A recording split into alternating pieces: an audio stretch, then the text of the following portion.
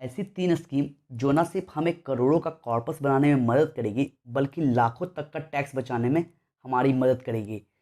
हमने बहुत से टैक्स पे करने वाले को देखा है कि फाइनेंशियल ईयर के अंत में या लास्ट मिनट में वो इतनी जल्दी में होते हैं कि वो कोई ऐसा इन्वेस्टमेंट स्कीम खोज रहे होते हैं जिससे वो अपना टैक्स बचा सकें। हालांकि इससे पहले आप अपनी मेहनत की कमाई को किसी इन्वेस्टमेंट ऑप्शन में इन्वेस्ट कर दो, आपको कंपेयर करने के लिए टाइम निकालना बेहद ज़रूरी है और अपने रिस्क और रिटर्न एक्सपेक्टेशन को बेसिस पर ही इन्वेस्टमेंट ऑप्शन को चुनना चाहिए। इनकम टैक्स के सेक्शन 80C के तहत जो इन्वेस्टमेंट ऑप्शन अवेलेबल है उनके बारे में जानते हैं और साथ ही साथ ये जानने की कोशिश करेंगे कौन सा ऑप्शन हमारे लिए बेस्ट होगा। तो चलिए वीडियो को शुरू करते हैं। हमारी लिस्ट में पहले नंबर पे है पीपीएफ, यानी कि पब्लिक प्रोविडेंट फंड। ये एक ऐसी स्कीम है जिसमें इन्वेस्ट करके आप 1.5 लाख रुपए तक टैक्स बचा सकते हैं और ये स्कीम गवर्नमेंट ऑफ इंडिया के द्वारा मैनेज भी की जाती है। ये इन्वेस्टमेंट ऑप्शन बहुत ही पुराना है। वैसे ये स्कीम 1968 में स्टार्ट की गई थी और ये स्कीम सबसे ज़्यादा सुरक्षित मानी जाती है। मतलब इसमें इन्वेस्ट किया गया पैसा और रिटर्न दोनों सुरक्षित है और आप इस स्कीम में इन्वेस्ट करके इनकम टैक्स के सेक्शन 80C के तहत अमाउंट विद डिडक्शन के लिए अवेलेबल है।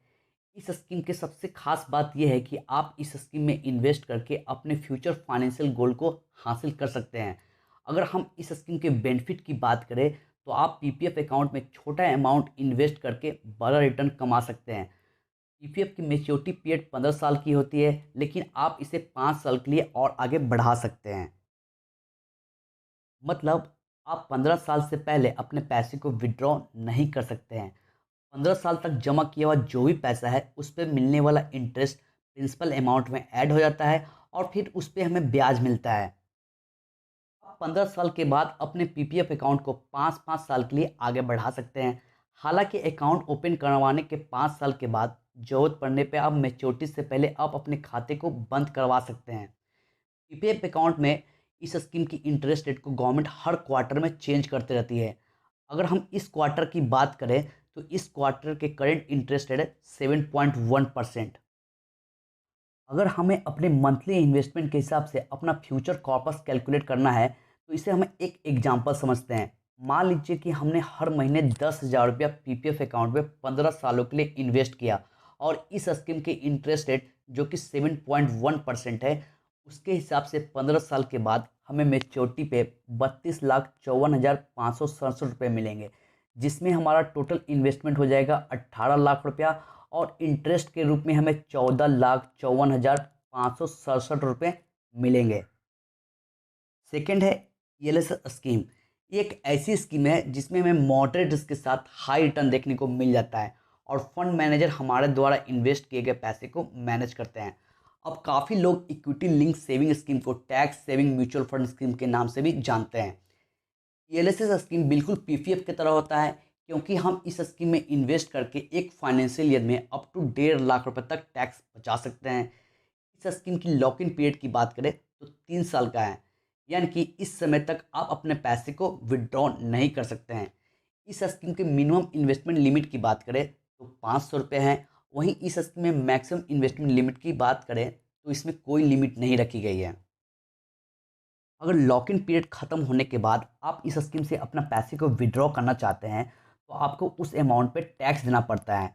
मौजूदा टैक्स नियम के अनुसार अगर आप एक फाइनेंशियल ईयर से ज़्यादा समय के लिए अपने म्यूचुअल फंड स्कीम को होल्ड करते हैं तो उस पर आपको 10% तक का लॉन्ग टर्म कैपिटल गेन देना पड़ता है।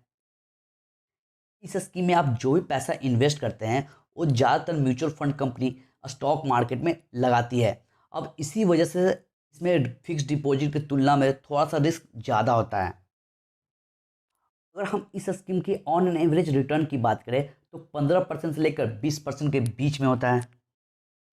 अगर हम इस स्कीम के मंथली इन्वेस्टमेंट के हिसाब से अपने कॉर्पस को कैलकुलेट करना चाहें तो आप इसे एक एग्जाम्पल से समझ सकते हैं। फॉर एग्जाम्पल, अगर हम इस स्कीम में हर महीने 5,000 रुपये इन्वेस्ट करते हैं और हम अपने इन्वेस्टमेंट को 30 साल के लिए कंटिन्यू करते हैं तो 30 साल के बाद आपका टोटल इन्वेस्टमेंट अमाउंट हो जाएगा 18 लाख रुपया और आपकी मेच्योरिटी वैल्यू हो जाएगी 3,50,49,103 रुपया।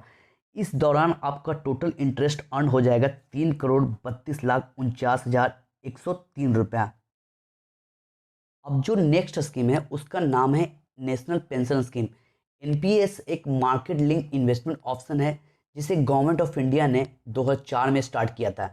इसमें रिस्क मॉडरेट होता है और आपके द्वारा इन्वेस्ट किए गए अमाउंट पे आप अप टू 9% से लेकर 12% तक रिटर्न प्राप्त कर सकते हैं, जो कि आपकी पोस्ट रिटायरमेंट फाइनेंशियल सिक्योरिटी देता है।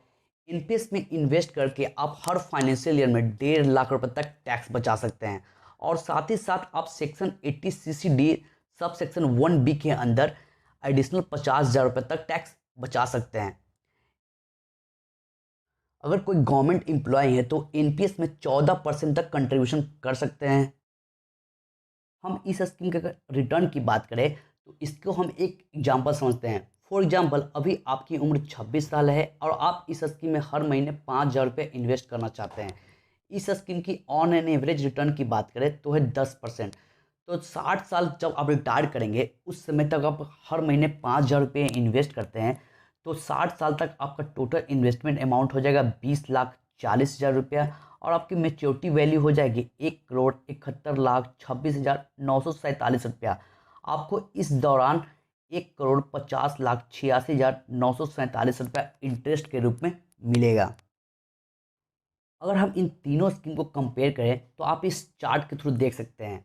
सबसे पहले बात करें पीपीएफ की तो इसमें हमें रिस्क लो देखने को मिलता है। इसमें लॉक इन पीरियड 15 साल है। इसका रिटर्न की बात करें तो 7 से 8% के बीच में। टैक्स बेनिफिट इसमें भी 1.5 लाख रुपए तक मिलता है। इसमें जो मेच्योरिटी में हमें पैसा मिलेगा वो टैक्स फ्री होता है। सेकेंड है एनपीएस। इसमें हमें रिस्क मॉडरेट देखने को मिलता है। इसका लॉक इन पीरियड 60 साल तक है। इसमें हमें रिटर्न 9% से लेकर 12% तक देखने को मिल जाता है। इस स्कीम में भी आप इन्वेस्ट करके 1.5 लाख रुपए तक टैक्स बचा सकते हैं। इसमें भी आपका टैक्सेबल रिटर्न जो भी मिलेगा वो टैक्स फ्री होता है। थर्ड है ईएलएसएस। इसमें रिस्क की बात करें तो है मॉडरेट। इसकी लॉक इन पीरियड की बात करें तो है 3 साल। इसमें एक्सपेक्टेड रिटर्न आप 15% से लेकर 20% तक कमा सकते हैं। इस स्कीम में आप भी 1.5 लाख रुपए तक टैक्स बचा सकते हैं और आपको मेच्योरिटी पे जो भी इस स्कीम में पैसा मिलेगा वो 10% उस पर कैपिटल गेन चार्ज होगा। तो अगर आप एक टैक्स पेयर हैं तो आप इनमें से किसी भी एक स्कीम में इन्वेस्ट कर सकते हैं और आप अपना टैक्स भी बचा सकते हैं और मेच्योरिटी पे एक बड़ा कॉर्पस भी बिल्ड कर सकता है। उम्मीद करता हूँ आपको ये वीडियो पसंद आया हो। पसंद आया हो तो हमारे चैनल को लाइक करें, शेयर करें और सब्सक्राइब करें। मिलते हैं इन्वेस्टमेंट की ऐसे ही नई वीडियो में।